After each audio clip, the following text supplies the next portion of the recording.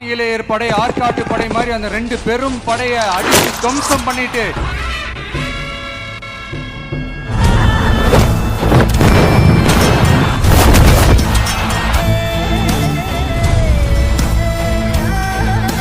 இன்னும் எத்தனை படை வந்தாலும் எதிர்த்து நின்னு ஃபேஸ் பண்றதுக்கு ஒரு நல்ல தலைமையும் இத்தனை சக்திகள் என் கூட இருக்கும் போது, இத்தனை பெரிய மருது, இத்தனை சின்ன மருது, இத்தனை சையது கார்கிகள் என் கூட இருக்கும் போது நம்ம நாட்டை நம்மளால மீட்டெடுக்க முடியாதான?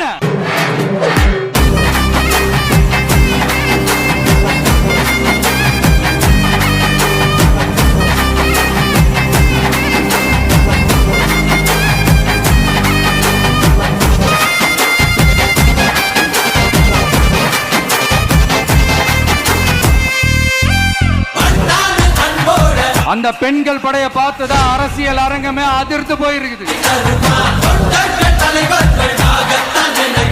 இது இன்னைக்கு நேத்து வந்த உறவு இல்ல.